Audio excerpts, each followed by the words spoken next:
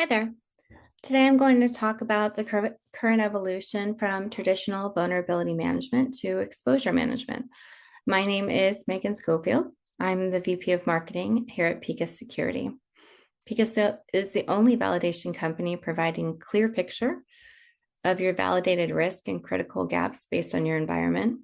We correlate, prioritize, and validate exposures across siloed findings and help your team focus on high impact fixes so you can do more with less to reduce risk. Let's get started.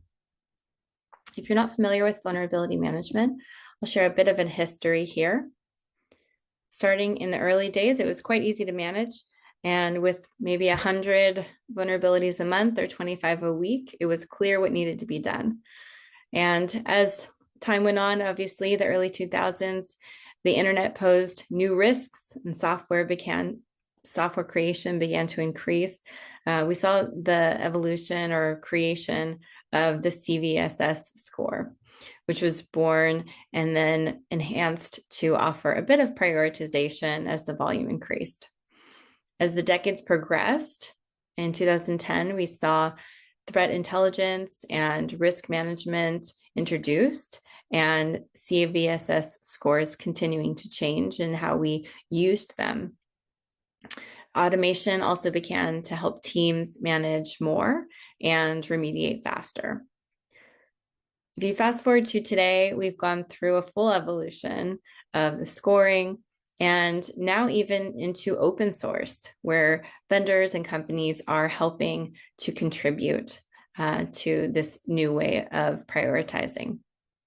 But there's still quite a bit lacking in important considerations that are needed to narrow the high volumes of vulnerabilities that we have today. And honestly, vulnerability management teams are getting quite comfortable with the high volume and really just hoping that their fixes and the prioritization that they have in place are allowing them to address the most impactful areas within the business. But the limitations are clear, and really that it is in identifying vulnerabilities that we can do, but what's not clear is if they are exploitable vulnerabilities. There's a lack of context in the prioritization methodology that is there today, and teams, continue to be overwhelmed, but don't know exactly if these things are exploitable. And recent studies estimate that exploitable vulnerabilities make up 1% to 5% of what teams have coming into their tool sets, and only a percentage of that are actually acted upon. With these changes, teams are looking for a new approach, or not these changes, but these challenges and limitations. And with these challenges, teams are looking to a new approach and looking to shift to exposure management.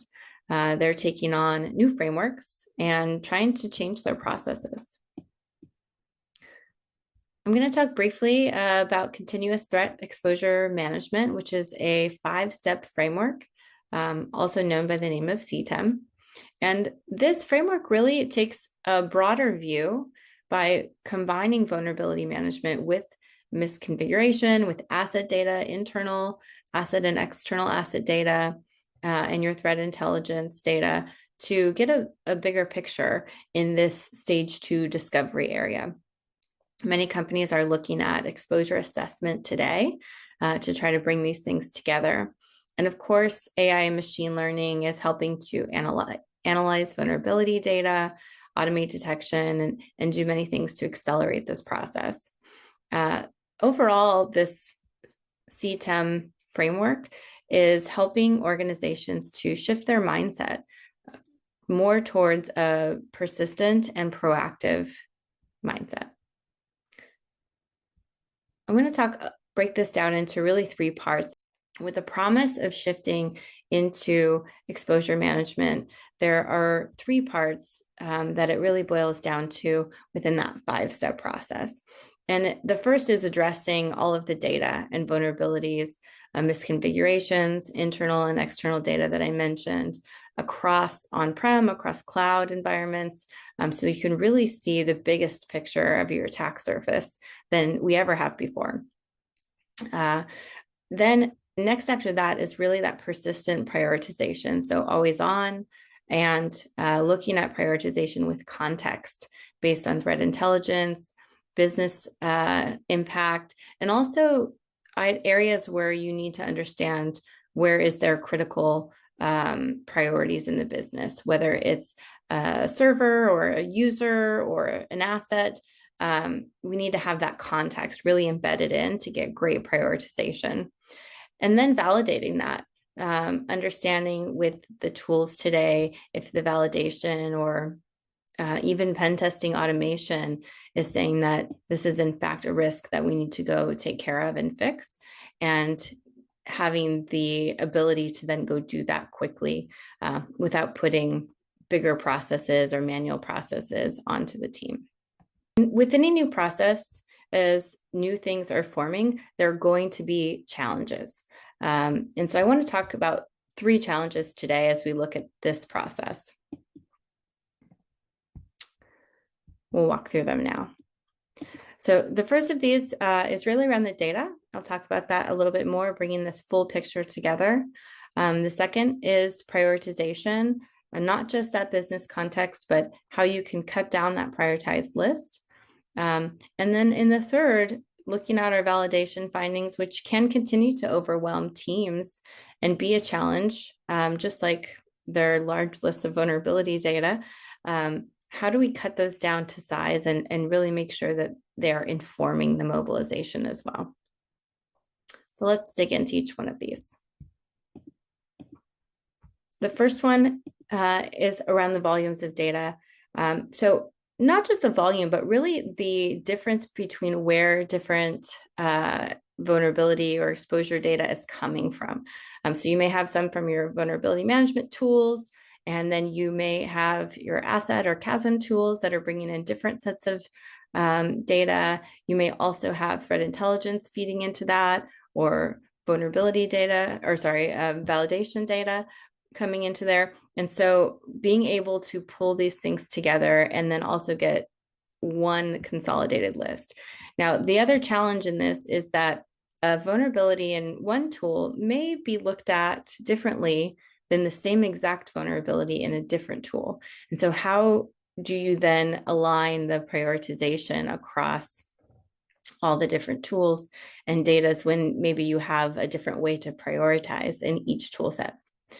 So the solution here, as you're looking at this process, is to make sure that you're correlating this data across, that you have a really clear understanding of how things are being prioritized in each tool set, and bringing that together so that the threat or the vulnerability that you're seeing in there is in fact being presented in the way that's appropriate for your business. The next one here is the prioritization layer with business context. So I think with CVSS, there's some business context in there already, but it may not go to the full effect of saying this is an exploitable vulnerability, and it may not have that critical business intelligence based on your assets that goes a little bit deeper. So those challenges are something that you need to address and look at prioritization with context and with using validation.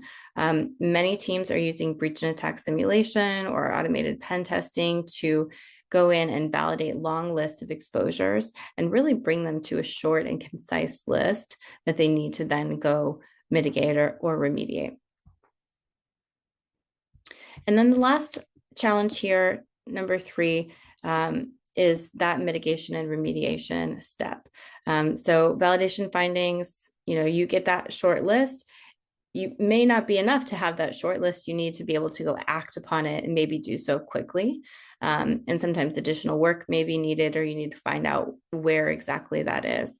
So as you look at solutions and you look at how to then put that into your current process, whether you're going into ServiceNow or you have a SOAR or SOAR type of program, make sure that you're looking at validation that offers clear next steps. So if there's vendor-specific mitigation or specific scripts or tips or policy adjustments that can be pointed out, that will get your team there that much faster.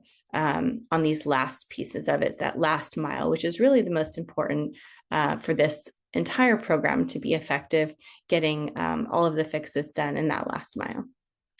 With that, I'll go ahead and finish up today. Really appreciate your time watching this video. And if you do need anything, please do visit us at picussecurity.com, where you can learn more about exposure management and specifically exposure validation. Thanks so much.